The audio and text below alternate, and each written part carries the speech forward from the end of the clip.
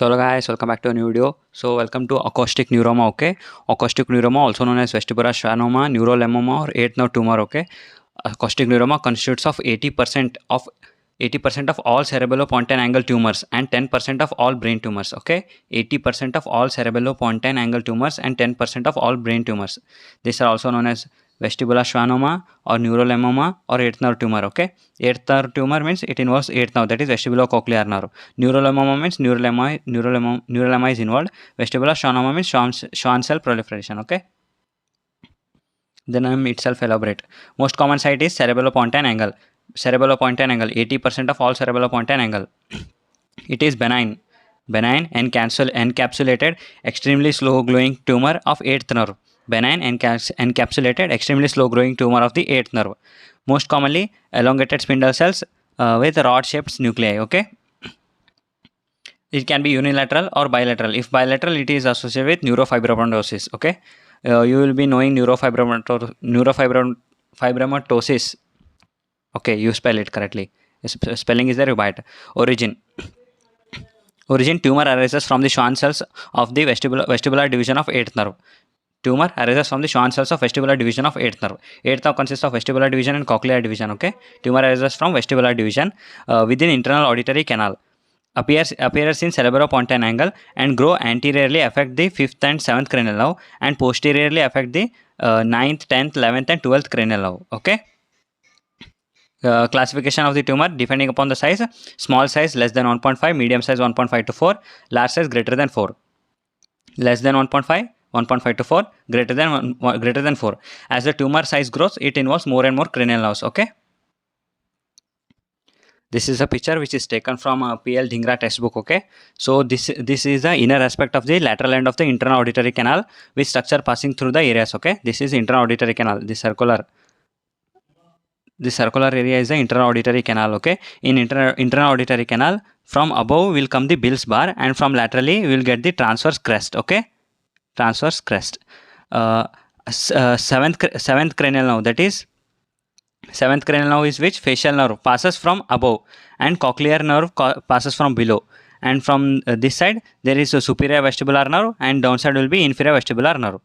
So what all is there? Bill's bar, transverse crest, 7 is up, that is 7 up, and downside is cochlear nerve, that is coke down.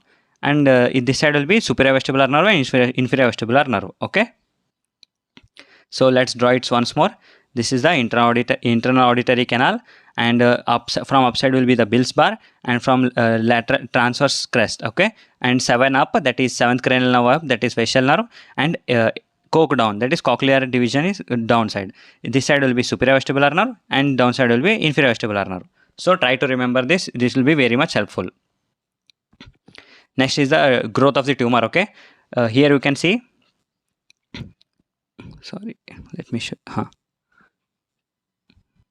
Now you can see this is the 8th cranial nerve. Okay, 7th and 8th cranial nerve, which 7th and 8th cranial nerve passing in the internal auditory canal. Okay, 7th, this is the why acoustic neuroma is also known as 8th cranial nerve tumor. Okay, 8th cranial nerve means there is a proliferation of the neurolemoma or Schwann cells in the 8th nerve. Okay, that starts growing. The size, you know the size 1.5 to 4, greater than 4. Okay, as the tumor size growing, as the tumor starts growing, it involves the 5th cranial nerve also, and along with that 8th, 9th, 10th, 11th cranial nerve also. Okay, here, these are the 4 picture which shows progress of the tumor. Okay, progress of the acoustic neuroma at the cerebellopontine angle.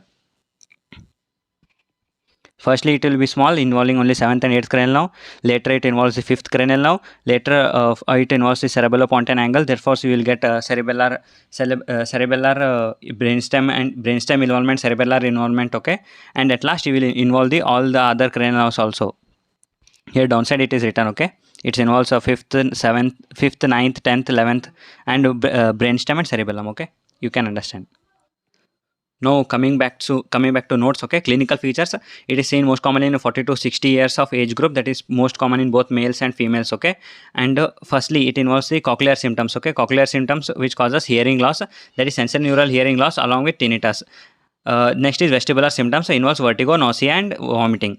Cochlear symptoms, vestibular symptoms, hearing loss and tinnitus, vertigo, nausea and vomiting. Next is cranial nerve involvement. Okay, I already shown it involves fifth cranial nerve and other cranial nerves also. Seventh cranial nerve, seventh cranial nerve, ninth, 10th, and 11th cranial nerve. Okay, by fifth cranial nerve, it reduces reduced corneal sensitivity and numbness paresthesia of the face. Reduced corneal sensitivity and numbness or paresthesia of the face. Okay. Other is the seventh cranial nerve. Seventh cranial nerve consists of sensory fibers and motor fibers. Okay, from sensory fibers, it causes hyposthesia of the posterior meatal wall. This is known as Hitzelberger signs. Okay, this is a Viva question also. What is Hitzelberger sign?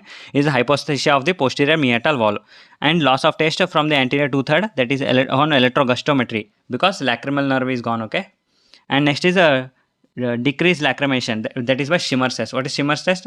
Okay, these are the two eyes. Okay, there is some kind of paper they will keep here. Okay, paper they will keep, and they will check for lacrimation. Okay, on one side it will be this much wet. Okay, and on other side only small amount is wet. This shows decreased lacrimation on the this side.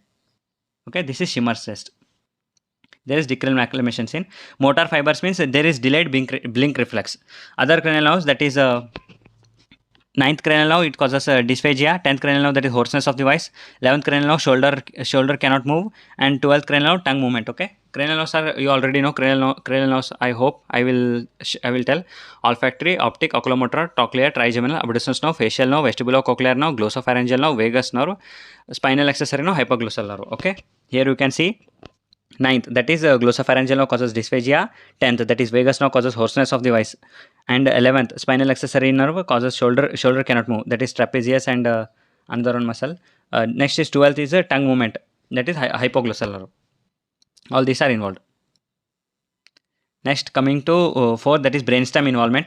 Brainstem involvement causes ataxia, weakness and numbness of the arms and legs, increased tendon reflexes. Cerebellar involvement causes cerebellar involvement is by finger nose test, knee heel test, dysdecokinesia and ataxic gait. Okay, this will be known in physiology. And next is increased intracranial tension, leads to the sixth nerve, diplopia and blurring of the vision. Okay, let's I will tell. It involves vestibulocochlear symptoms. Okay, vestibulocochlear symptoms. Other is cranial nerve involvement. 5th, 7th, 8th, 9th, 10th, 11th, 12th cranial nerves. And other than, along with that, brainstem involvement, cerebellar involvement with increased intracranial tension. These are the clinical features of acoustic neuroma. Now coming to the investigation. How will you investigate the patient? First we will move with the audiological test. We will do PTA, that is pure tone audiometry. On pure tone audiometry we will get the sensorineural hearing loss. You already know pure tone audiometry, there is a graph. Okay. Next is a speech audiometry. We will give poor speech discrimination. Other is recurrent phenomena, which is absent. Recurrent phenomena, you know, like a person will be there, you will speak normal voice, he can't hear. When you will speak loudly, he will say, why are you shouting? This is recurrent phenomena. SISI, short increment sensitivity index, that is 0 to 20%. This all shows the retrocochlear lesion. Okay. Next is septal reflex is delayed. Reflex is delayed along with caloric test. What is caloric test?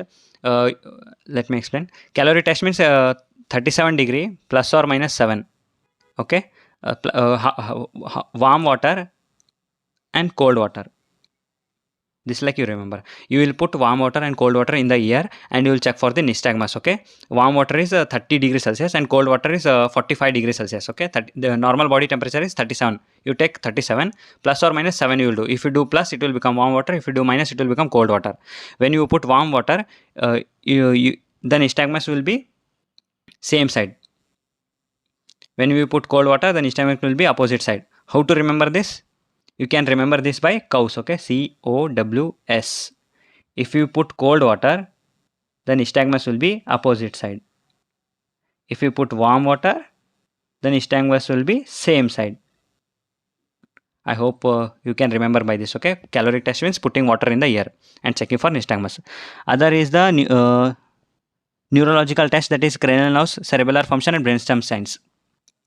Next, coming to the radiological test, we will do MRI with gadolinium contrast. Okay, remember gadolinium contrast. This is a NEET PG question. MRI with gadolinium contrast, which is the gold standard test for acoustic neuroma. Gadolinium contrast. Always remember this. Next, coming to the BERA. BERA means brain evoked response audiometry. Brain evoked response audiometry, BERA or ABR. auditory brainstem response. Both are same only. Brain evoked response audiometry and auditory brainstem response. There is a delay of greater than 0.2 milliseconds in wave 5 of between the 2 years. Okay. So in BERA, you already know, you will check the pertainment of the auditory pathway, that is EECOLIMA. Okay. This is a distal 8th cranial nerve, distal 8th cranial nerve. This is proximal 8th cranial nerve. This is cochlear nucleus, superior alveolar nucleus, lateral meniscus, inferior geniculate body, inferior colliculus, medial geniculate body, auditory cortex. Okay. Most commonly until these are involvement, EECOL. Okay. And you will get 7 waves.